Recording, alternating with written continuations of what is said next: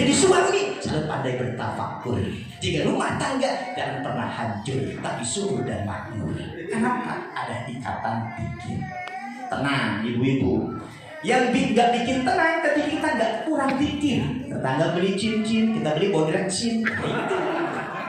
Oh, tetangga mobil baru, kita yang kena paru-paru. Ya itu. Ya. Nah, dengan dikir ini kata Nabi Musa, ya Rabb, apakah kau senang? Enggak senang. Karena dikirmu untukmu, bukan untukku. Aku belum senang. Kata Nabi Musa, apa dari puasaku? Puasamu untukmu, bukan untukku. Bukankah dengan puasa nafsumu terjaga? Inna nafsala amaratum bisu. Nafsu itu mengarah kepada kejelekan. Dengan kau puasa, sehingga kau kurang melakukan kemaksiatan. Jadi untukmu, bukan untukku. Kata Nabi Musa, ya Rabb, terus dari mana amalan yang engkau senang? Apa kata Allah? Ketika kau kasih orang yang lapar suruh makan, orang yang haus suruh minum, orang yang dari rumahnya sengaja lapar dan di sini dikasih makan, mereka senang. Ketika mereka senang, aku pun jadi senang. Kira-kira yang hadir di sini tadi makan senang nggak? Dikasih jeruk senang nggak? Dikasih minum senang nggak? Berarti hari ini Bapak Eka dan Ibu Yaya sudah menyenangkan Allah. Alhamdulillah.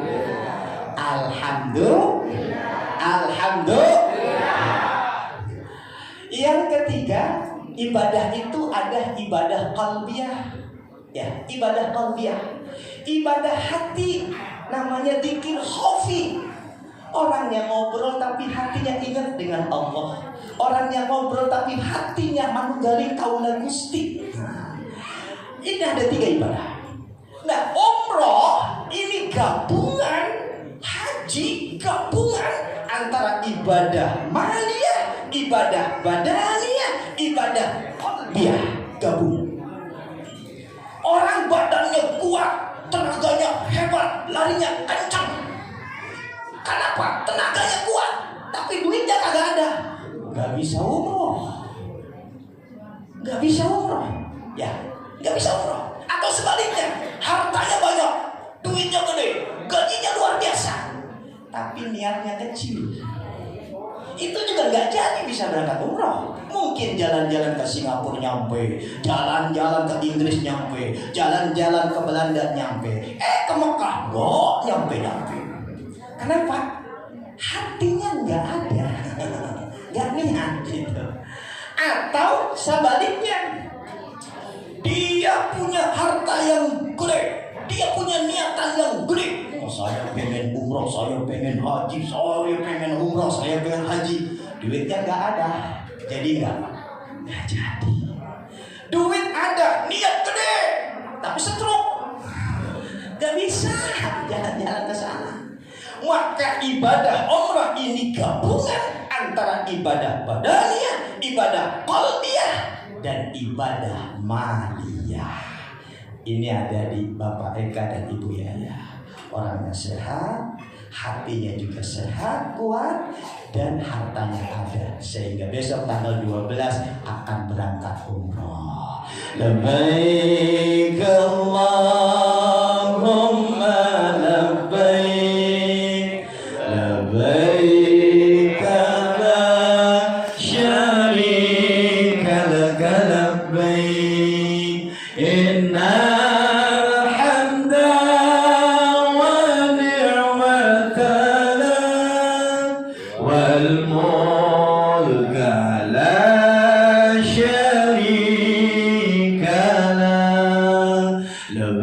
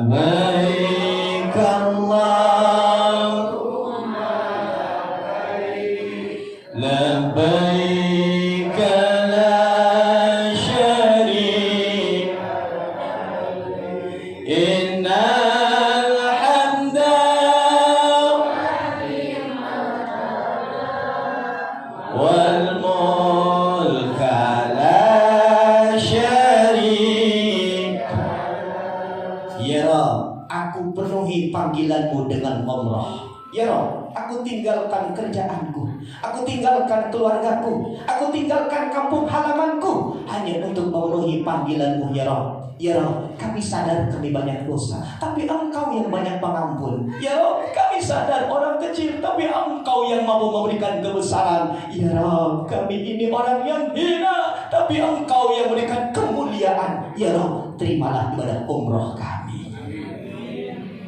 Ketika orang sudah membaca labbaik Allahumma labbaik, labbaik Allahumma labbaik, maka ketika berangkat dari rumah jangan lupa, orang yang mau berangkat haji atau berangkat umroh, Allah kasih 4 keistimewaan.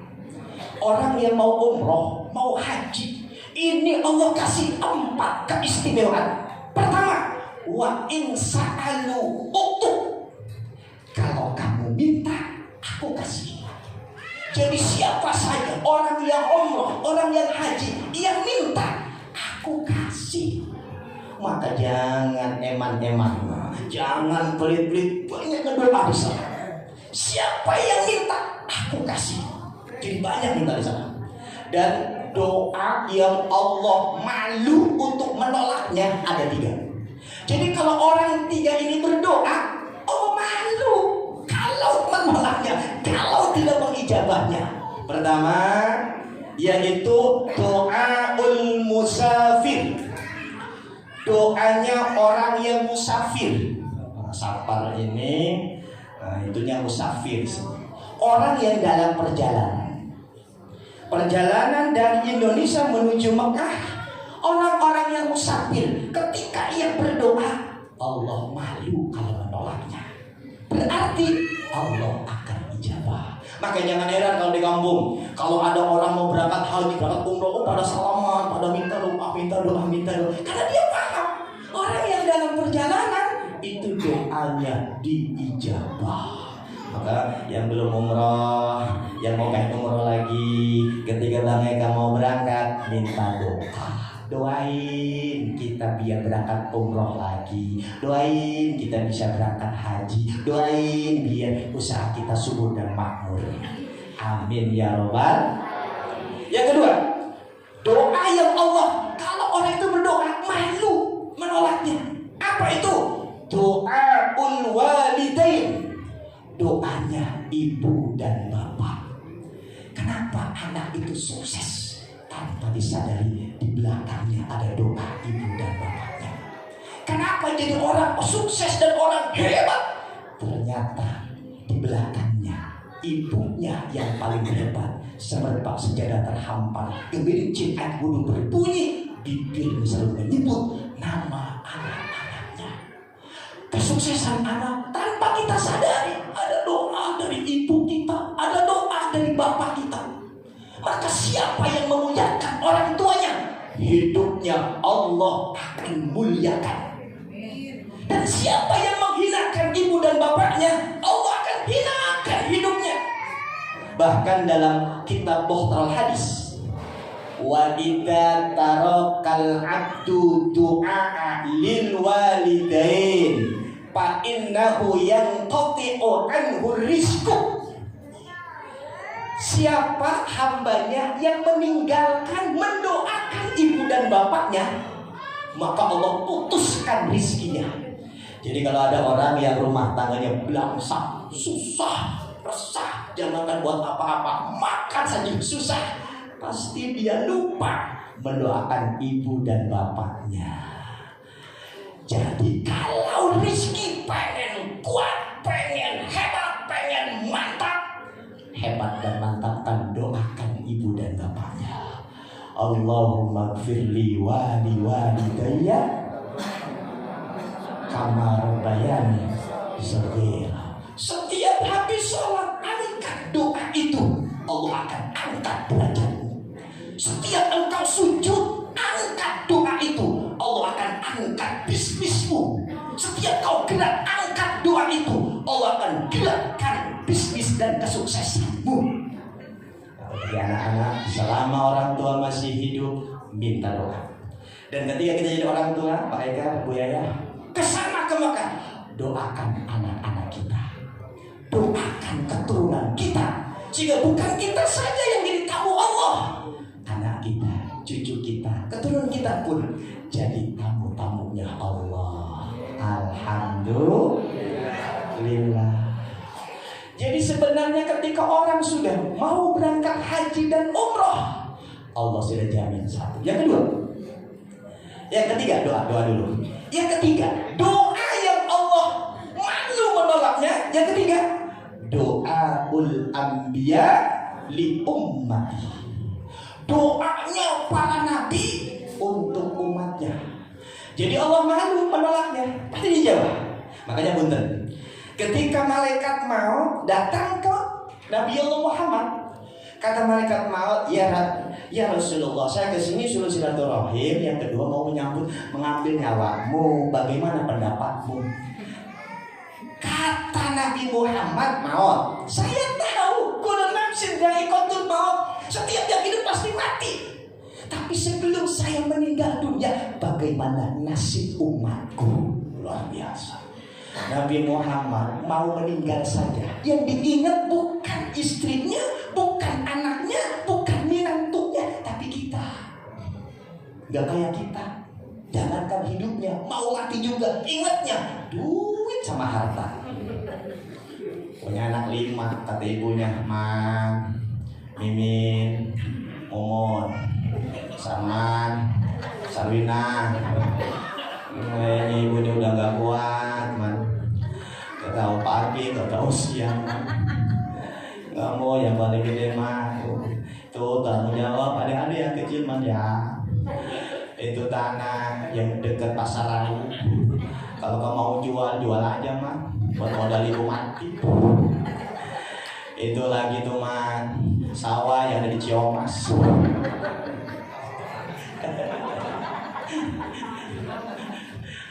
Sawah yang ada di Ciomas tuh, yang di Barubuk. Kalau mama nggak ada, kalau kamu jual aja. Tapi awal bagian rata sama adik-adik, Man. Gitu kan. Tapi awas, Man, itu kios yang ada di pasar Rawu jangan lu jual. Kata si Sarman, kenapa Bu? Ya itu bukan punya ibu, punya Cina itu. Masa punya Cina jual? Kita kalau mau meninggal dunia masih ingatnya harta dan kekayaan, tapi Nabi kita mau meninggal dunia yang diingat kita. Kata Rasul, wahai maut, sampaikan kepada Allah apa yang Allah berikan kepada umatku ketika aku tidak ada. Malaikat maut pun nyamperin Allah, ngomong, kata malaikat maut, ya Rabb, khaliluka Muhammad qala kada wa kada. Wahai ya Rabb, Tuhanku, kekasihmu Muhammad ngomong begini. Bagaimana? Apa kata Allah? Sampaikan kepada kekasihku, wa inni haramtul jannata ala sa'iril umami hatta tadkhulaha ummatuka. Apa kata Allah? Sampaikan kepada kekasih Nabi Allah Muhammad, sesungguhnya aku haramkan surga atau seluruh para umat-umat Nabi terdahulu sehingga umatmu masuk surga duluan. Ini doanya Nabi Allah Muhammad yang dihaturkan kepada Allah, dan Allah menjawab haram surga untuk umat-umat Nabi dahulu, dari Nabi Adam sampai Nabi Isa, haram masuk surga sehingga umat Muhammad dulu masuk surganya. Alhamdulillah. Jadi kita udah dapat SK nih, dapat SK ya, tinggal diambil apa enggak itu SK ya. Ambil SK itu udah jadi SK surga kita ya. Yang penting diambil. Perempuan ada 4 syaratnya, ada 4 perempuan mah. Idza sholatil mar'atu khamsaha, sholat 5 waktu jangan tinggal. Tuh. Wa shamat sahroha, puasa Ramadan jangan tinggal. Wahfidut anha, jaga kemaluan, jaga kehormatan jangan tinggal. Yang keempat, wa atoat jaujaha, taat sama sang suami. Ibu Yaya mau diambil ke SK surganya? Harus diambil. Salat sudah dijalanin, puasa sudah, tutup aurat sudah, tinggal baktimu sama sang suami. Ketika di Mekah, di Madinah, kerasa kita punya istrinya, kerasa kita punya suaminya, kita didekatkan oleh Allah. Umpama deh, ke Mekah dulu apa ke Madinah dulu? Madinah dulu. Ke Madinah, kita nyampe di bandar, disambut oleh bus, berangkat menuju hotel. Setelah sampai hotel, ukuran 1 jam 2 jam, sampai hotel, kita akan bagi-bagi kamar. Mesen kamarnya yang berduaan saja. Ya, biasanya kan ada 4, ada yang 5, ada yang 3, ada yang 2. Kalau pengen indah memang berdua. Di sana itu. Kenapa? Karena kalau kita bisa, umpama, walaupun memang perjuangan sabar. Kalau umpama nggak bisa berduaan ya sabar. Karena di sana itu selalu yang dekat. Berangkat nih bareng ke masjid, pulang gak bakalan mau sendirian. Istri saya mana ini ya? Kalau pohon mama ada di mana? Ini di pojok. Pojok mana? Jadi pojok. Makanya liatin pintunya. Masjid Nabawi itu banyak pintunya. Liatin nomornya. Jangan nomor yang di tembok masjid gerbang. Nomor apa? 360, 327, 3 berapa lah, tergantung ya. Kenapa saya hafal? Saya sudah 12 kali bolak-balik bawa jamaah ke Makkah dan Madinah. Besok saya bawa jamaah 37 untuk umroh di tanggal 31 dan tanggal 23 November baru dapat 19 jamaah. Biasanya satu bus 48, 47 gitu. Ngomong gampangnya mah punya travel itu ya, travelnya Al-Amjad. Jadi agak hafal tuh Pak. Jalan-jalannya agak hafal gitu ya. Jadi ketika orang ada di Mekah, di Madinah, didekatkan oleh Allah, gak mau jauh, gak mau jauh. Dan ketika Bu Yaya dan Pak Eko sudah ada di sana, yang penting kenali dulu. Oh, dari hotel pintunya ini, menuju masjid ini, menuju raudhah ini. Usahakan biar doanya berdua. Suami depan, istri belakang, saling mengaminkan. Saling mengaminkan. Di dalam amin itu ada 40 malaikat. Jadi kata-kata amin itu di dalamnya ada 40 malaikat. Ketika kita amin berdua, 80 malaikat yang hadir. Ketika 80 malaikat yang hadir khusyuk dengan doa kita akan nembus ars dan Allah akan kabul doa-doa kita. Makanya amin itu jauh. Amin. Amin. Maksud caranya dalam kitab Mukhtarul Ahadits, telapak tangannya diadu, sok. Garis dengan garis nempel. Ini cara aminnya. Amin ya Rob. Amin ya Rob. Jangan amin ya Allah. Amin, amin, amin, amin. Ya, itu. Kalau emang nggak bisa ya bareng-bareng. Kalau bareng-bareng memang kehusuan belum bisa tercipta oleh banyak orang. Tapi kalau udah berdua khusyuk berdoa itu ya. Di Madinah banyak tempat-tempat mustajabah. Kalau di Madinahnya 1000 rakaat. 1 rakaat Allah kasih 1000 rakaat. Ada di Raudhah. Raudhah cuma setengah jam kita ada di sana. Manfaatin itu ada tasreh, ngantri datang. Jadi satu rombongan itu cuma sekali jatahnya. Kalau pengen 2 kali ikut rombongan yang lain. Yang penting jangan ikut rombongan India. Takut dicilin. Oh ini menghidungnya PS. Harus ikut rombongan Indonesia biar sama-sama kelihatan Indonesia. Ya minum Malaysia lah. Kalau minum Malaysia masih mirip-mirip. Tapi Afrika jangan. Jangan. Itu bisa beberapa kali ke Raudhah tapi ikut rombongan yang lain. Kalau rombongan umroh pasti sekali jatahnya. Dan waktu cuma 30 menit. Itu pun sama laskar digoyang-goyang. Buruan. Maka duduknya ketika di Raudhah jangan dekat pintu. Kalau dekat pintu langsung suruh keluar. Pojokin. Orang suruh keluar kita belum kan? Orang suruh keluar masih belum, ada di pojok. Duduknya. kalau di Raudhah gitu ya. Selain di Raudhah, ada di pemakaman Baqi. Di pemakaman Baqi itu seluruh istrinya Rasul ada di pemakaman Baqi kecuali Siti Khadijah. Kalau Siti Khadijah adanya di Makkah, di Mekah ya. Kalau selain Siti Khadijah, istri Nabi ada di pemakaman Baqi. Anak-anaknya Rasul juga ada di situ. Pemakaman Baqi samping masjid. Laki-laki habis subuh, perempuan tidak boleh. Cuma di luar saja. Kalau laki-laki subuh boleh, pada asar juga boleh masuk ke dalam. Ya. Ada yang kelihatan di dalamnya itu Utsman. Utsman itu makamnya di Baqi dan kelihatan gede. Itu boleh saudara abarukan di situ, berdoa di situ, minta berkah para sahabat. Kalau Abu Bakar dan Umar ada di sampingnya Kanjeng Rasul. Di samping pintu 316 ada Masjid Ghamamah. Masjid Ghamamah ini ketika Rasul minta hujan. Di Madinah kering kayak sekarang kering. Di Madinah pernah kering. Rasul salat istisqa minta hujan, turun hujan itu di Masjid Ghamamah. Bapak Eka masuk, Ibu Eka masuk, berdoa di sana. Karena di situ Rasul diijabah doanya, minta hujan, Allah turun hujan. Tafakul ketika kita berdoa, Allah pernah ijabah doa kita. Depannya ada Masjid Abu Bakar, samping ada Masjid Ali, di belakang ada Masjid Umar, dan 4 masjid sahabat ada di situ. Kalau berkunjung berdoa, ya. Di sebelah sini pintu 317 ada Bani Sa'idah. Umar, Abu Bakar di situ dibaiat jadi presiden, dibaiat jadi khalifah setelah Rasul meninggal dunia.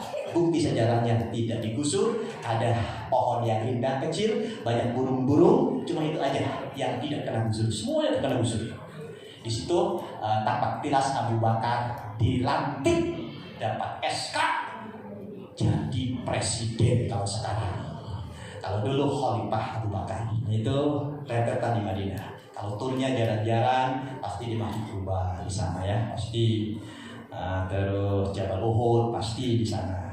Terus di kebun kurma paling ramai. Halal. Makan kurma sebagai pokoknya halal. Yang penting jangan dibawa di plastik. Kalau makan halal, semuanya halal. Enggak ada yang enggak halal, halal. Tapi kalau istri orang belum halal. Semuanya halal di situ. Dan beres di Madinah, jalan-jalan udah beres, kita akan berangkat ke Mekah, mengambil mikot dari Bintang. Apa itu mikot? Setar.